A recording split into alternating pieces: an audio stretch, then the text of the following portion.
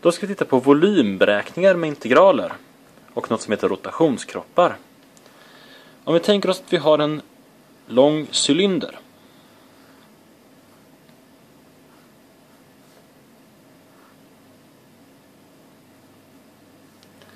Så skulle den här cylindern kunna delas upp i ett antal sektioner, ett antal skivor.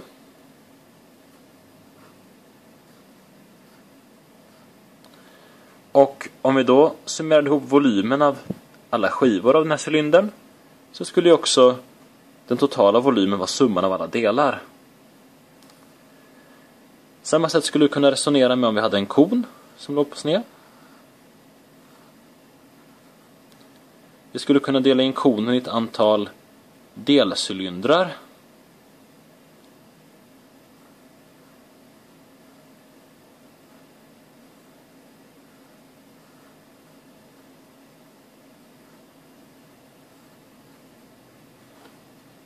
Och räkna varje cylinders volym och lägga ihop. Då får vi förstås ett litet fel, att det blir lite för mycket volym på sina ställen och ibland får vi lite för lite volym. Men om vi då tar och delar in i fler och fler cylindrar, så skulle vi kunna få ett bättre och bättre värde som överensstämmer med den verkliga volymen av konen. Och låter vi antalet cylindrar gå mot oändligheten och därmed också dess bredd gå mot 0, så kommer vi få motsvarande som när vi delade in en area i staplar för att beräkna en integral. Så säg nu att vi har en funktion här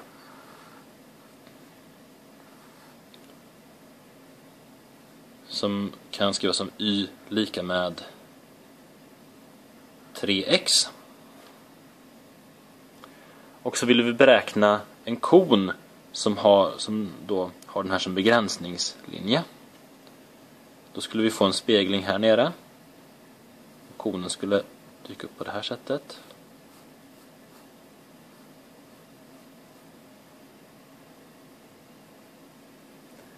Och en sån här skiva som vi ska integrera, vi ska summera upp en mängd tunna skivor här nu. Höjden eller radien faktiskt av en sån skiva, det är just den här funktionens värde vid punkten x. Så f av x är ju 3x, och vid just punkten x har ju f av x ett visst värde här. Och för att få skivans area här, då tar vi ju radien i kvadrat gånger pi.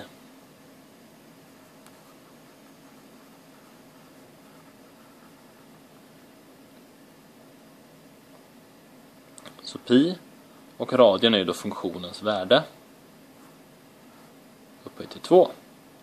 Och sen ska vi summera alla dessa mellan två stycken givna punkter förstås, över ett intervall. Så att volymen blir då alltså från A till B, om det här skulle vara ett A och det här skulle vara ett B,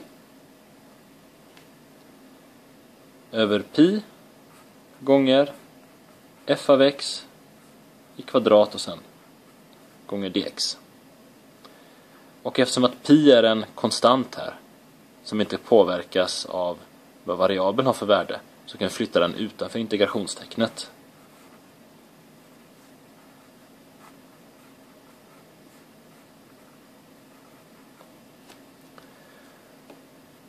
Om vi ska beräkna den här integralen nu, så får vi då y lika med 3x.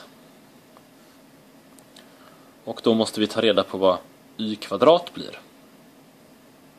Så att y lika med 3x ger y kvadrat lika med 9x kvadrat. Och då ska vi bestämma volymen, om vi säger från 0 till 4. Och vår funktion blir då, vi har pi framför här, 9x kvadrat dx. Och vi får den primitiva funktionen 3x kubik från 0 till 4 Och det blir pi gånger, och nedre gräns här får värdet 0, så det behöver vi inte lägga ihop med de övriga, utan vi tar bara 4. Så 3 gånger 4 upphöjt till 3. Som då blir 3 gånger 64 gånger pi. Alltså kommer vi få arean, eller volymen, 192 pi av en strut som följer den här funktionen längs med kanten. Och det behöver inte vara en rak kant här, utan vi skulle kunna till exempel då ta och låta funktionen som anger kanten vara till exempel då roten ur x.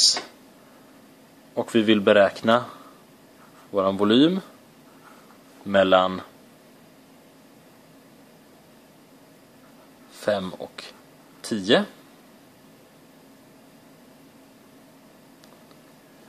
Och om y är lika med roten ur x, och vi ska beräkna då motsvarande y kvadrat, så blir ju det att y kvadrat här är lika med x. Alltså kommer vi beräkna pi, och så är det x dx. Så blir pi gånger x kvadrat genom 2, och så från 5 till 10. Som blir pi gånger 100 genom 2 minus 25 genom 2. Alltså lika med 75 pi genom 2.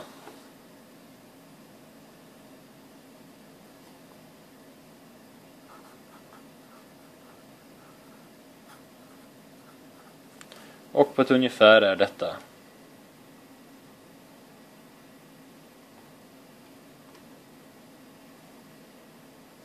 118 volymsenheter. Ett sista exempel ska vi också ta när vi har en rotation kring y-axeln istället för x-axeln. Så vi har någon form av kurva som går så här. Så kommer den att roteras runt y-axeln istället. Vi får en kon på det här sättet. Enda skillnaden jämfört med fallet med rotation runt x-axeln är att radien här var ett värde på y, det vill säga funktionens värde. Så måste vi här ha ett värde på x istället, som är radien av den här cirkelskivan som vi integrerar över. Så vi behöver alltså uttrycka den här som x som en funktion av y istället. Och det blir då förstås en invers funktion, och eventuellt så måste vi då dela upp funktionen i olika intervall för att kunna bestämma den inversa funktionen. Vi ska nu titta på hur vi gör när vi har y lika med roten ur x, det vill säga den här typen av kurva. Och ska vi rotera den runt y-axeln. Så vi kommer få ett antal skivor på det här sättet.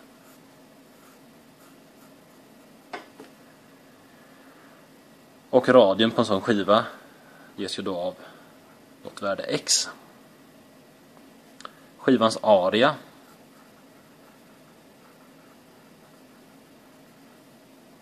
blir pi x kvadrat.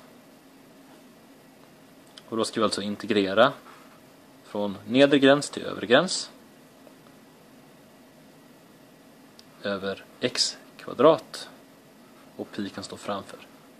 Och så är det dy, för att y är variabeln här nu. Så alltså steg 1 är uttryck x som funktion av y. Steg 2 integrera. Så i det här fallet så vet vi att y är lika med roten ur x.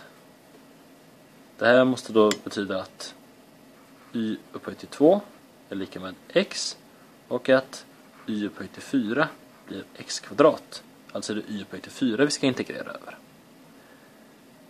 Säg också att vi vill integrera från 0 till 3 här. Så från 0 till 3. Och vi ska integrera så att vi har pi framför. y5 dy. Och vi kommer få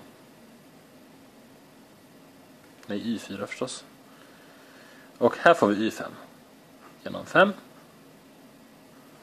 från 0 till 3. Och det kommer slutligen ge oss då 3 upphöjt till 5 genom 5. Som då kan skrivas som 48,6 pi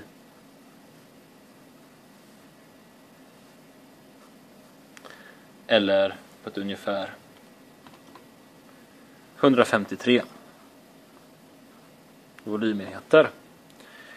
Så att integration runt y-axeln eller runt x-axeln är samma princip när man gör integralen. Det gäller bara att uttrycka x som en funktion av y. I det här fallet när vi roterar runt y-axeln, för att x är det som varierar, radien här. Och runt x-axeln istället så vill vi uttrycka y som en funktion av x, som också brukar vara standard.